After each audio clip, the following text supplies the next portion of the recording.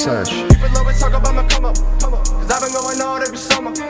Pussy wanna talk about numbers, but your manager buying swipe show, so bummy ain't nobody out now that can touch us. What's up, y'all? It's Screw the Rules here, and I'm coming at you with my Azurite Set Championship Ruby Sapphire deck profile. That is right, I got secured 2 Scar promos so far, and I secured the second place mat, and I finally secured the Set Championship mat at Emporium TCG. Shouts to Damien, shouts to Tio. Y'all holding it great over there.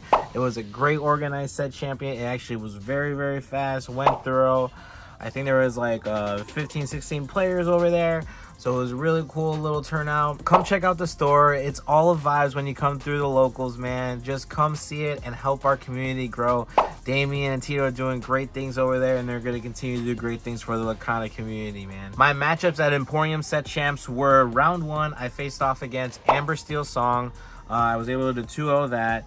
Round 2, I versed Amber Sapphire, some kind of Anna hero deck, but it had McDuck Manners and Stitches. It was honestly like a homebrew. It was this group that came from Wisconsin, and like, bro, I got cooked. I won't lie, I got 2-0'd. I lost. Round 3, I faced against Purple Amethyst. I really hate that deck. It's such, it's so consistent, man. But I was able to squeak on by only because of Hideaway and the Maui Shark, dude. The Maui Shark just helped so much in that matchup. But we were able to get the win off that. Going into round 4, I faced off against a Pirate deck, Ruby Steel, so that was actually pretty cool to see. It was honestly a real close games, both game 1 and game 2. I still got it 2-0'd, but like, it was just really, really close, and those locations for the Pirate deck just really helped. She also had a couple of spicy tech cards that was actually really cool to see, and little combo combinations that the Skull Island that can pull off. It's actually pretty cool. Then we cut the top 8, and I went against Amber Steel Song. And then for the semifinals and for the finals, I went against Amber Steel Song. I was able to get the win. Just my deck was able to just match up better, but I won't lie, there was many times where a whole new world was literally just so close into decking me out. But because I play a weird 65 card deck, it was okay. But anyway, guys, let's get straight into this deck profile. Starting off with my 1-drops. We're obviously playing the 4 Popsicle. One of the best 1-drops in the game.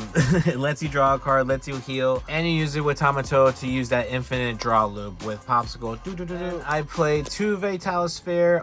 Just really all around great card, especially against the aggro matchup.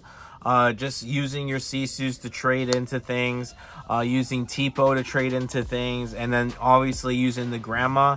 And then I really love using this with either the Maui or the Maui Shark or a Tamatoa, just to knock out those big locations or even big monsters. Overall, just really good, and I really vouch for this card because like, it's so needed in the aggro matchups. This just helps you make sure that, okay, I'm keeping up with tempo, I'm trying to kill all these things as fast as possible before you aggro me out. And then the last 1-drops that I'm playing is the 3 Ice Block. I'm sorry, but this card should honestly be banned. What? This card is ridiculous. Just being able to -1 for free, and the fact that it can just all stack up just means that all your removal cards, like I play Sisus, Brawls, Medusas, just making sure that your chances to spot removal is just guaranteed with this card. It's just really great, and at the worst, it's harem fodder, you know, we just get to keep drawing cards. For my 2-drops, the best 2-drops in the game that literally allows any blue deck just to consistently get to 4 ink on turn 3. The Tipo and the Sails. Tipo usually bring out when you're going against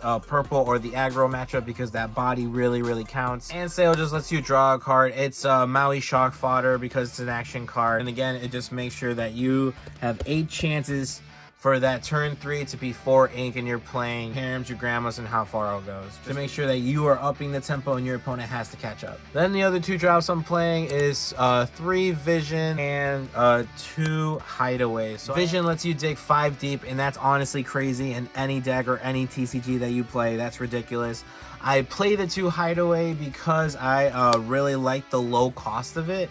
and just to be able to get rid of any nasty location that purple has, or for the mirror match to get rid of the Lucky Dime or the McDuck Manor, or with all these pirate decks just getting rid of their powerful locations. Or then the last two drops that I do have is the spicy tech that I have, 2 Queen of Hearts. I guess it's not really spicy since a lot of people are playing it, but a lot of people are playing at 1. I really like it at 2 because I do love seeing this thing.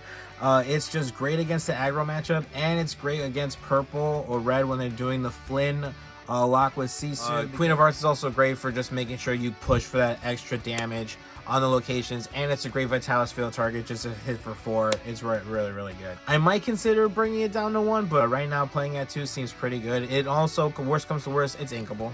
And going into our 3 drops, we are playing the 4 Brawl.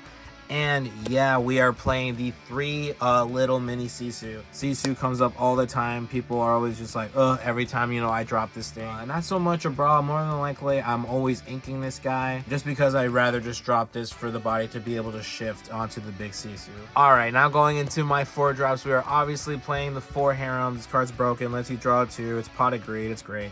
Then we're playing the 3 Grandma Talas. I'm a big fan of its stats, and being able to sing this card, How Far I'll Go, is just honestly really cool. Again, because of Tipo and Azurite Sea, we're always making sure that on turn 3 we are at 4 inks. So throughout all my rounds, How Far I'll Go and Grandma Tala honestly has been one of the big MVPs for the deck. This card is just crazy, guys.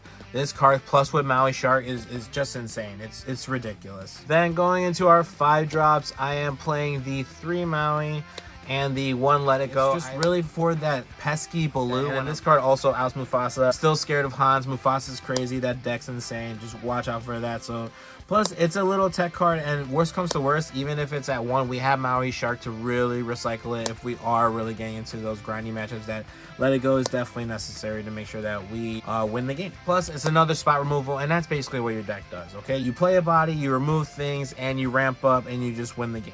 Alright, and going to our 6 drops, I'm playing a big removal package. We got the 3 Medusa, and I'm playing 2 Lady Tremaine. I just love this card because no one sees this coming. No one really plays around it as much. Even after the NA championships, she gets rid of all those pesky ward problems. They're no longer a problem. Or the really big guys, when I'm able to trade in for the challenges, there's always that one guy left, and boom, it's gone.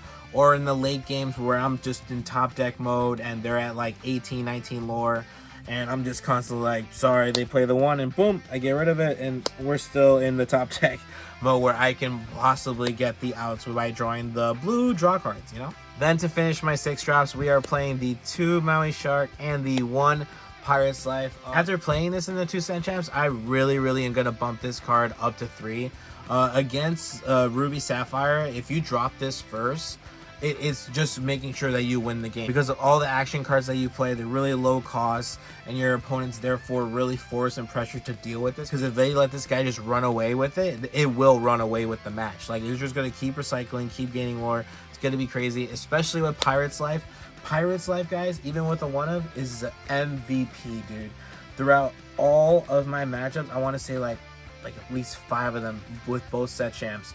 Especially against the aggro matchups and anything Amethyst, literally this card's the equalizer, or this card literally says that I get 1 more turn to make sure that I either take care of the board, or I find this Maui Shark, challenge something, and recycle it, and constantly make sure that you lose 2, I gain 2, and gain obviously 1 more to make 3. It's crazy. I actually did that multiple times with this. It's just crazy. Pirate's Life MVP. I honestly think every Ruby Sapphire deck should have at least 1 of these. This just makes sure that they can't go for game, man. Like, oh, the card's so good. Then for the 7 drops, I still am playing the 3 Be Prepared and the 1 Lucky Dime. Definitely decreased from the 2 Lucky Dimes I played, just because I'd rather just see like a bunch of my other cards, and I really don't have a problem with gaining lore because I just have other things like the Maui Shark, a Pirate's Life, to make sure that I'm constantly just keeping up with my opponent, especially if they're playing aggro. 3 prep. I know people are playing like 2 or even at 1. They're crazy. I'm sorry. This card is still broken. It's still one of the best cards in the game and the biggest equalizers, and a lot of decks just can't get back from a board wipe. It's actually pretty crazy, and we have a lot of our characters that are really big that can just sing this for free. And again, I have a bunch of like what 10 ink, 12 ink sometimes just to play with after I wipe the board, and now I can just spit out my own characters and do blue-red stuff. Then for my 8 drops, I am playing the 4 Tamatoa. This card's crazy. This card's a win con.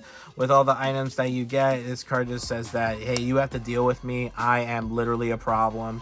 I'm going to quest, or I'm going to crash things into this. And with Lucky Dime, this just says that you win the game, man. It's GG. And then the other 8 drops is the 3 big Sisu, still working on getting my 3rd enchanted, but this card's crazy. And because we're playing 3 of the little Sisus, we just have a bigger percentage of making sure that we hit that shift 6 line and we board wipe the board. If we have ice block, we're making sure the whole board's gone. And then the last card that I played to make it a 65 card deck is the One Maleficent Dragon. I was playing this at 2, but then I just cut it down to 1 because like I really just hate paying 9 and then not being able to use like the rest of my ink if I'm like always averaging like 10 or 12. Like I honestly really hate it. Obviously I know that sounds arrogant of me. Oh, this man's really complaining about playing 10 or 12 ink.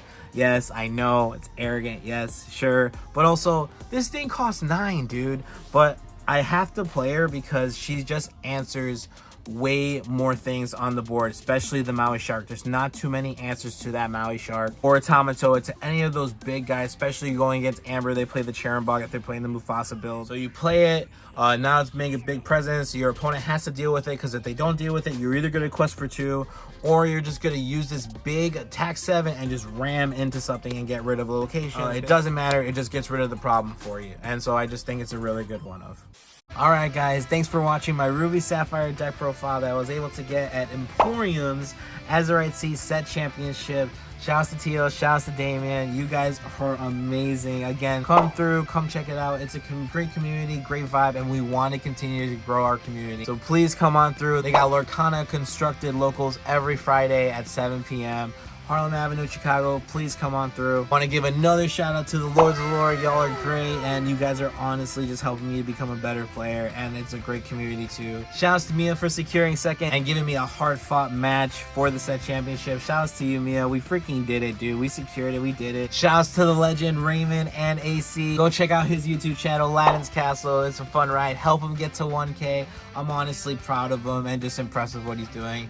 Please watch his videos. All my friends love AC. Go subscribe. And for the one final big shout out, Perfect Circle Games. There, Leo, you are holding it down. Thank you guys so much for sponsoring the channel and creating a great community and a great locals and a vibe when we get through the shop at Perfect Circle Games. All right, guys, don't forget to hit that subscribe button, join the family, and like this video. Please help me out with that YouTube algorithm, and so that you can come back and check out more future videos coming up for me. It's honestly been a blast playing this game. I honestly love Lorcana. And let me know in the comments down below how your set champs have been going out for Azurite Sea, and what decks have you been using, and have you secured your Scar promo? Please let me know in the comments down below. And I can't wait to see more of you guys for the future set champs that I go to, and I can't wait to see how many more bonding relationships that I keep making in this game. I love Lorcana. Peace. People always talk about my come up, cause I've been going all every summer. Pussy wanna talk about numbers, but your manager buying swipe show, so bummy ain't nobody out now, they can touch us.